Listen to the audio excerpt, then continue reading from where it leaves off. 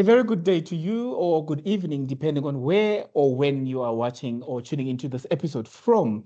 My name is Mfuphi Renz, and I am here with my beloved colleagues from the Department of Communication Science at the University of South Africa. We're here to chat about an exciting project that all of us have been working on for the better part of this year, actually. And we're finally at a stage of being able to launch this baby, quote unquote, of ours.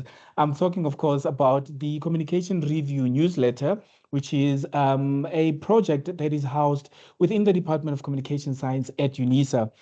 I just want to briefly speak about what the project is. Basically, give you a sense of what Communication Review newsletter is all about.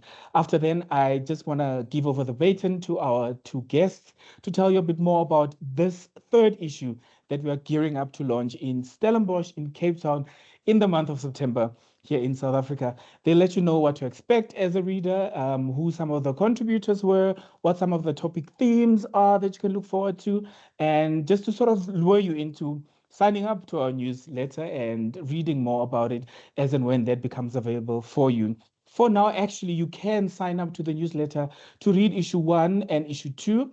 You can do so by going to communicationreview.com/home, and that will launch you to our page where you can sign up and get access to issues 1 and issue 2. And you can also excitedly wait with us for the launch of issue 3 coming in the month of September, like I just said. For now, though, let me just give you an overview of what this project is about so that you get a better sense of what to expect with the Communication Review newsletter. So our Communication Review newsletter is an online digital newsletter that a couple of people actually prefer calling a magazine. It's all good. You may call it a magazine, if you so wish to do. We launched our very first issue in the year 2022, and then that means the year 2024 will be seeing our third issue or the third edition of this newsletter slash magazine being launched.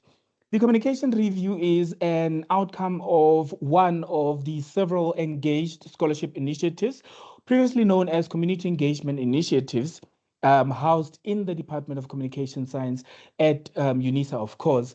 And the project is actually aimed at the community of communication researchers, academics, students, scholars, thinkers, and of course, industry professionals that are practicing or operating within the communication space.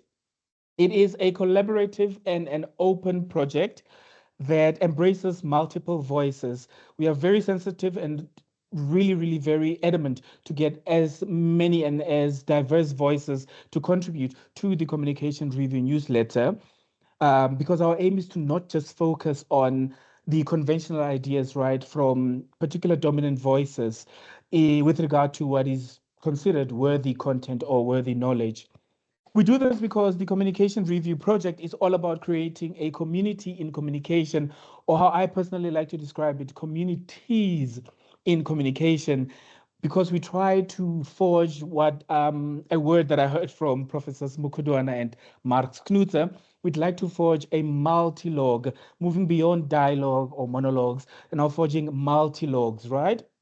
Of conversations around communication. So that's one of our main aims also behind the project, because we strongly believe as contributors, as team members of the Communication Review project, that collaborative communities of communication researchers, students, intellectuals, professionals, as well as activists that go beyond the boundaries of the university are very, very important for us, which is why we are playing within that space and forging these multi-logs and these communication communities, because we believe that we can in many ways challenge many of the predominant Euro-Western ideas and ideologies of what it means to produce knowledge or what knowledge production actually is. So that's just a wholesome sense of what the Communication Review project is, and we are very excited to be launching our third issue of the Communication Review newsletter this month in September, like I've been saying, in Stellenbosch, Cape Town.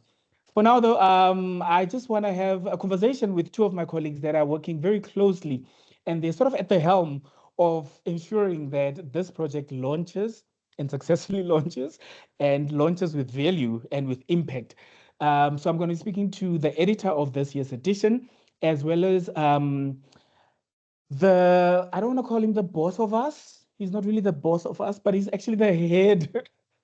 He's sort of the overarching project head of all the engaged scholarship projects that we have in the Department of Communication Science, which means then communication review also falls under the projects that he has to oversee to ensure that they successfully launch. I'm sitting here today then with Mr. Tony Lechaba. He'll tell you a little bit about himself, what he does in the Department of Communication Science, and his role within communication review. And I also have Mr. Siyabonga Mfuphi, who of course will also introduce himself a bit more or much better to you guys to let you know what he does in the department, and as well his role within the communication review newsletter. Gentlemen, after that mouthful, welcome and thank you so much for your time to have this conversation with us. We are very excited to be launching communication review. Thank you so much. Tony, if you'd like, please go ahead and just introduce yourself a bit better to let our readers and our listeners know exactly who you are and your role in the department, as well as your role in the communication review newsletter.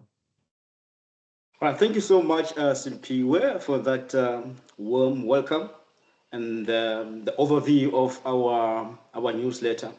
Okay, as Simpiwe has mentioned, my name is Tony Lechaba or Lechaba. Um, I'm the lecturer in the Department of Communication Science. I teach media studies in the department. So my role in this project, communication review for this year, is to be the editor of this issue. So I'm overseeing that all the contributions are received and also speak to the theme of for this year's issue.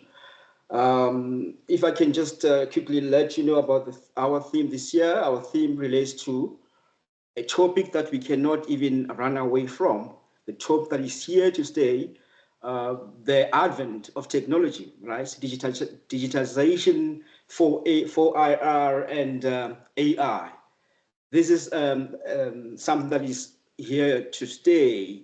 So our theme this year is to look into this, the issue of technology, digitalization, and 4AR, but we link it to our UNISA's overarching theme of reclaiming Africa's intellectual features amid the advent of AI. So we exploring this theme in this year's issue.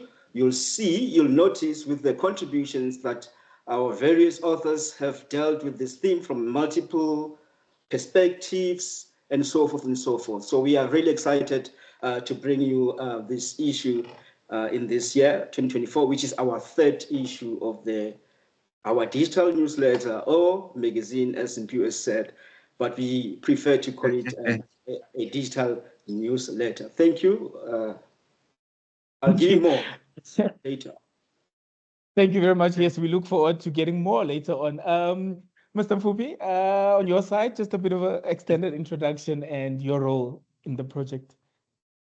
Thank you, Simpiwe, for the opportunity and for having us in the interview.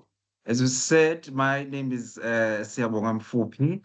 In the department, I'm a lecturer and academic in the department in the sections teaching public relations and organizational communication, which is one of the sub-disciplines of the department. Well, I wear many hats in the department, as you've alluded to previously. I'm not sure we have the time, but I'll just, in a nutshell, I head up the ethics portfolio in the department. And then I'm also heavily involved with the higher degrees portfolio also in the department for our postgraduate students. And I'm also heavily involved in Engaged Scholarship, which includes this project. So within Engaged Scholarship, I'm the deputy chair in the department wherein, as you said, we oversee all the projects, the 4 projects that we have in the department.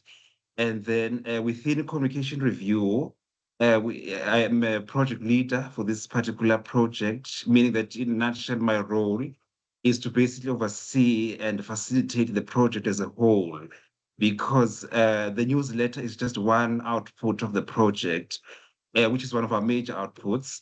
And then but we also have other outputs in the project, like the student engagement or student writing workshops that we plan for this year, and also the launch at the upcoming SACOM conference, launching the new newsletter. So my role is basically to ensure that the project moves and is not stagnant, and that it achieves outputs, research outputs, project outputs rather, within the stipulated time, and that the project also adheres to the engaged scholarship policies and frameworks of the College of Human Sciences and also of the institution, UNISA, because communication review, it does not operate necessarily in silos with other. We are part, rather, of a community of engaged scholarship projects within the College of Human Sciences and within the institution. So my role is to ensure that we adhere to those and that our outputs are indeed achieved, and so that we're able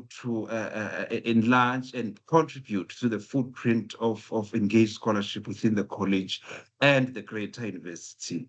Thank you. I think that sums up my many hats in the department and No, and that the project. Thank you. most certainly. Thank you very much. Really exciting project, and thank you to the two of you for actually, being at the helm of it all, and remaining steadfast in getting the project successfully launched. Like Sia said, part of his role is to have to actually see this project come to fruition, and you have to do that in a way that also has, value and quality, so that the newsletter Yes, yes, has yes, impact, right? So working closely yes, yes. with Tony here, you Mr. guys will Todd, ensure that this newsletter has impact uh, within the framework of the theme for framework. this year, which And Tony just has to already touched on. Yeah, yeah, go ahead. Yes. Sorry, and just to add, I think to your introduction there, the project is regarded as a flagship project. It's projects within the college are categorized. There are many categories. I think there are three categories. I can't recall the two, but our Mm. project is regarded as a flagship project of the department, meaning that it is one of those projects that neatly embodies and encapsulates exactly what our department stands for, what it does, and the impact it Mm. has to fellow academics and its students. So it's one of those key main, if you want, basically, if you want to know what the Department of Communication Science does, this project gives you a pretty good picture of what the department is all about. So it is Mm. not just a project, but a flagship project of the department. Mm. Thank you. I mean, no pressure at all, but it's really good to hear that, this project holds such a special place, even higher up, like at college level, because I think it's quite a good point of motivation for us to continue working on the project all the way through. And I Yes. can't believe we are 3 years old this year, so that's such a Yeah. great achievement for us, and I'm really proud to have been part of it for all these years. But speaking of this Yeah. year's issue now, I invited you because I wanted to hear a bit more of what to expect. And I have, thanks to you guys, had the privilege to speak to three of the contributing authors here, whose pieces will almost be like significant, cover page featured articles, if I have my information right. So that was a great privilege for me to have those conversations. And our listeners and our viewers can actually look forward to those conversations as well, where we go a bit into further detail about, the broader theme within which their articles sort of emerged, and so on. But today I know that there are way more than three contributions, and I would really love for you guys to just walk us through some other more exciting contributions to expect from this third edition of the Communication Review newsletter. I suppose I'll start with the editor of the issue, who's been doing all the work to closely sort of review, evaluate, go through the content, check if everything matches, if everything makes sense within the theme, and so forth. So I'll start with you, Tony, in terms of what generally to expect, some of the other authors that one can expect pieces from, some of the themes around what people have written on, Yeah. and just general more content that we can expect as readers of this newsletter. Thank you so much. Regarding me having to make sure that everything is done on time, the contributors send what they're supposed to be sending, make corrections and so forth. But I could not do this alone. There were other people behind this, like they say, it takes a village. So there were other people that were behind this project, so to ensure that it becomes a success. We had people who assisted with critical reading, the critical readers. We've had proofreaders. We have laid the layout and the graphic designers that all make sure that the final product is what we promised the stakeholders out there, that this is our flagship project. So yeah, I have a very team of capable people behind this project, and of course the overarching overseer of the project, Mr. Mfuphi, also he was the one who actually kept intact, right? In terms of kept me intact in terms of remember you need to do this and this and this. So yes, so yeah, so I have him to thank. So with this year's issue regarding our theme, as I've mentioned, our theme deals with 4IR,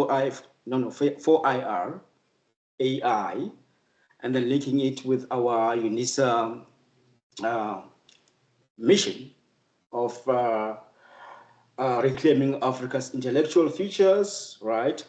And in the advent of technologies. So the reason behind us selecting this theme has to do with the fact that as a university, or maybe I'll speak for us as a department, how do we harness technology and its advent, digitization, so that we benefit the continent, right? Technology is good, but how do you harness it? How to ensure that there is universal access and people have access to ICTs and stuff like that, so that they improve and they enhance their lives. Which brings me to the fact that most of the authors here have actually highlighted the significance of universal access, right? Yeah. They highlighted the issue of digital divide, which is a very, very very significant challenge insofar as Africa is concerned regarding the access to technologies and so forth. All right. One of our authors here, Ms. Terry Davy, has also helped us to understand the the trajectory of the technological advancement, right? She traces this advancement from the 1970s, right? And she does a comprehensive analysis of its pros and cons. And she also, like I've mentioned, point out to obstacles that are faced by the African population regarding the penetration of technologies. So, which is a bigger issue that actually policymakers need to take note of. So Therese also highlight that, but she also highlight how technology is important, right, for the betterment of the African lives. And she also gives us examples of how this was used to good benefit for other communities that actually embraced technologies on the African continent. I remember an example from Ghana that she uses in her article and so forth. So she gives us an overview of the benefits of technologies, but also she still also considers the obstacles that people that are in the managerial or in the leadership roles should also take note of. And then also another aspect that was also considered was an interview, just checking with an expert regarding their view or perspectives in terms of AI and how it can be used to enhance the lives of the people. And Ndibuyo Sundani and Nokutula Langa's piece highlights that they made, they talked to Retabile Hudang, who is a machine and biometrics engineer and machine learning expert regarding his perspective. in terms of the digitization and how it can be used, right, to improve the lives of the people. He also, in his conversation with these two people, with Ndibuo and Noktula, mentioned the problem of digital divide. So, which is, for me, was a recurring theme amongst all these contributors, which also bring us to the fact that it needs to be addressed. So the contributors, what I'm really happy about this year's issue is that the contributors in this year's issue are different people, right? Not only academics in our department contributed, but we also had students, right, who made contributions, because this is an engaged scholarship, like you mentioned, community engagement. So the entire community was part of this, including in this instance I mentioned students. So we had two students who contributed. One of those is Hassanain Abdullah. In his article, he also mentioned the 4IR and the digital divide in developing countries, which is a problem, of course. And Africa also is always lagging behind in this advancement. So I'm thinking this is actually one of the lessons that can be learned from this, that we need not repeat the same mistakes that we had recently in terms of advancing technological digitization, whereby we lag behind. So all these authors are showing us that we need to be careful in how we embrace or enhance technologies. Also, another student that was part of the contributors for this issue is Colin Corumby. Also look at the digital device in the context of a township outside of Tshwane, Pretoria, which is Soshanguve. So he mentioned that there is still a lag in terms of technological access or universal access in the townships, which is a problem. But in this case, he used Soweto, not Soweto, Soshanguve as a case. But now I've highlighted the problem of digital device from these contributors. Mopaido Tatelo give us take another perspectives, right? He looks into critiquing, although the advancement of technology is all good and well, right? And it is a need for us to improve or to enhance our livelihoods. But he showed us that now we need to be careful on how we embrace this, right? Because with anything, with any advancement and development, there comes opportunities, all right, risks and opportunities. So in his article, Mobile has also identifies a risk. Most of them are security related. Remember, technology and security problems goes hand in hand. Hence, we need to also put systems, right, to ensure that we also do not find ourselves falling into a trap of us being victims of pitfalls such as fraud, security, cybersecurity matters, identity theft, and so forth.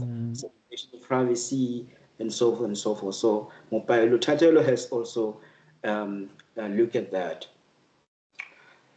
In the same vein, Pumuto Rachinanga, one of the contributors as well, she makes us to understand, or she points out that also AI, it's becoming an issue for higher education, right? How do higher education look into AI? How do we embrace AI, right? It's good or its benefits, but at the same time, looking at the pitfalls that that can be associated with it, right? I'm talking about things like Chat GPT, the usage of AI to write assessments and so forth and so forth. So this is an area of concern that also concerns the higher education, our field that we are in, so that we need to take into account. So It shows also in her collation or compilation of webinars that were held in the College of Human Sciences in UNISA. So it highlights the fact that there's been a conversation and discourse surrounding the advent of AI and how its implications in the higher education system, right? So what do we need to do to be ready for it, to embrace it, but at the same time, being wary of the pitfalls associated with it in terms of Yeah. how students sometimes abuse these systems. All right. Yeah, there's a lot to see. There's a lot of contributions and very interesting stuff. So here I've got another one by John Chatwayo, who's looking at the 4IR and in the perspective of broadcasting, right? From that perspective, how it affects broadcasting. Remember the advent of digital communication or digital radio, whereby you no longer read, you no longer need um, a, a radio equipment to access radio. You can access it anywhere. So Yeah. how the implication of the traditional how does that affect traditional broadcasting, which is very interesting. Yeah, another interesting contribution was by also Sean Thurtle, who used an audio-visual text. Right, it's a video with visuals that look into very, very, very interesting. I really enjoyed watching his text. It's very interesting by looking at what he called artificial intelligent sentience. Right, what does it mean from an ethical perspective? Right, he take us through to a dreamland where we can dream about a reality whereby AI machinery can be equated to human in terms of thinking, all right? To Yeah. yeah. So he takes us into that dreamland where we can dream about AI and machines being able to do everything that we do as humans, which is very interesting. And then he shows that there is that possibility whereby AI can be there. Now you look at into that from an ethical point of view, because if you have a machine in your house that can do whatever, anything that a human can do, so how is that like how does that implicate the ethical um, right point of view regarding Yeah. the technology? Is it good, right? So he makes us to ask that critical question, that fundamental questions, right? Regarding, we need to go to a point whereby AI is equivalent. No, we can go to a point whereby AI is equivalent to the thinking of a human, but is it ethical? How do we then deal with that, and so forth and so forth? Yeah, his contribution is in a form of an audio-visual text. So Yeah. instead of reading, you can watch and listen.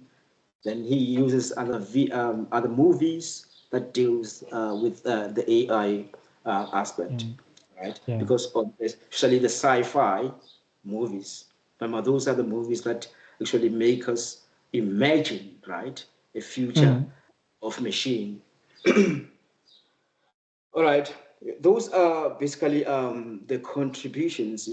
So you could tell how interesting each contribution is, like how it brings to the fore different perspectives on the AI. So it is exciting to learn about this. I'm telling you, if after you've read this newsletter, you will have learned a lot regarding AI and how it impacts us as human beings.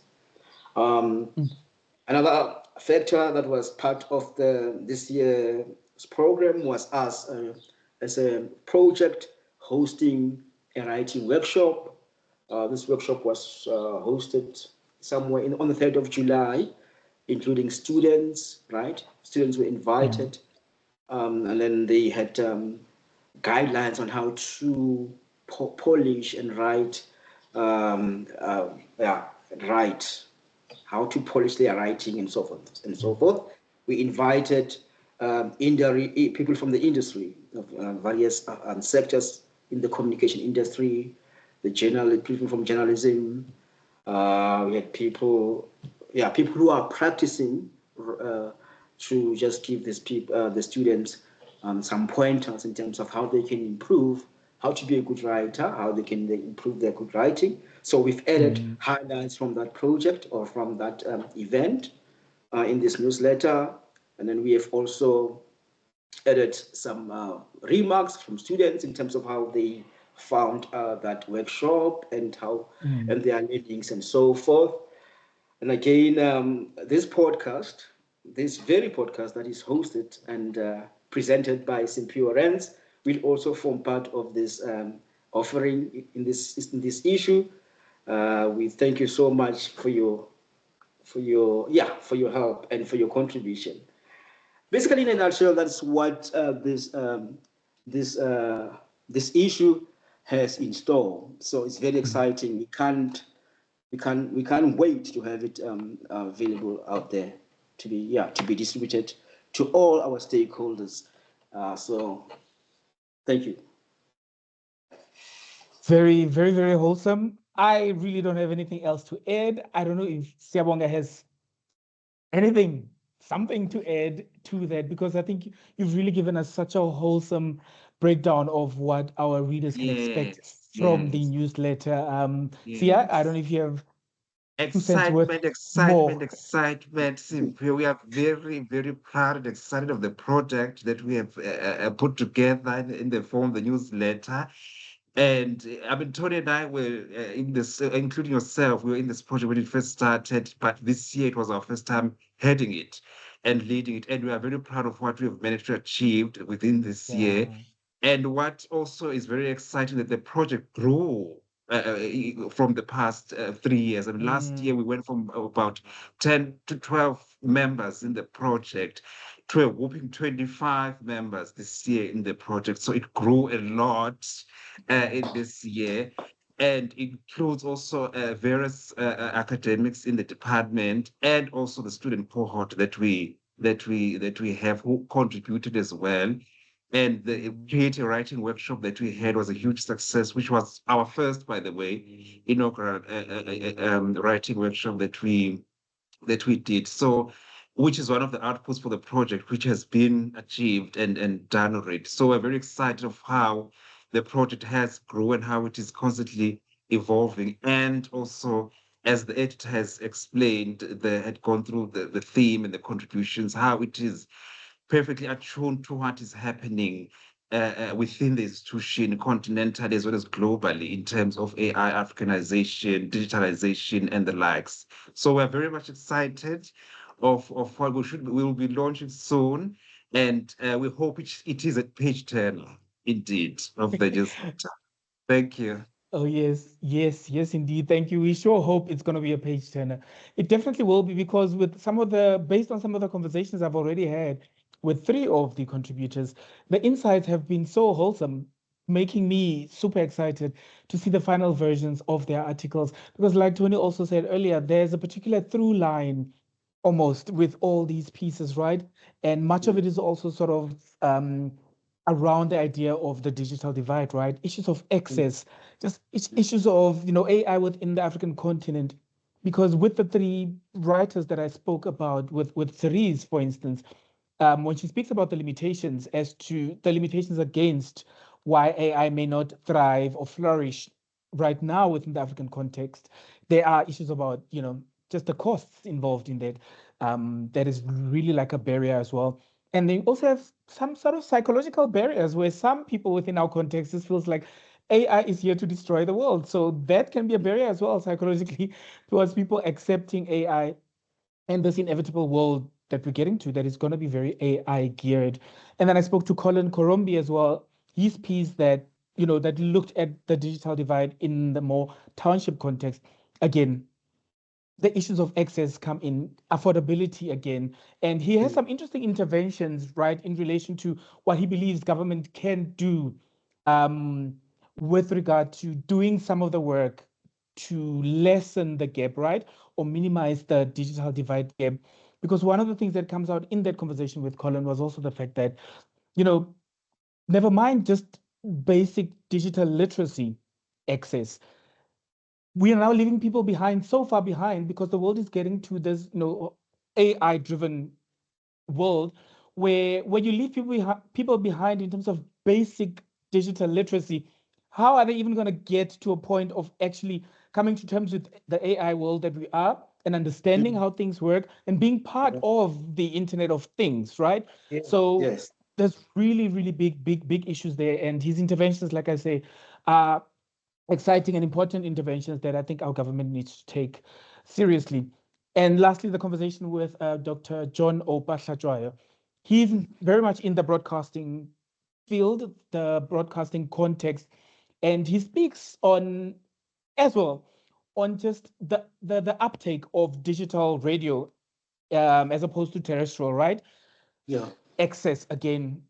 When we're all moving online, and then we're still going to have, again, digital divide, access again. So some people are being left behind where the world is moving online, the world is becoming very much more digitized, but then we have so many more listeners being left behind and being left out of interesting topics and conversations that are happening on more digitized radio platforms, digitized television platforms.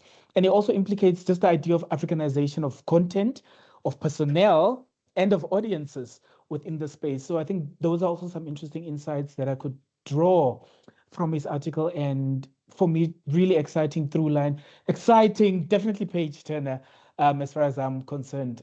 So issue 3 is really going to be exciting.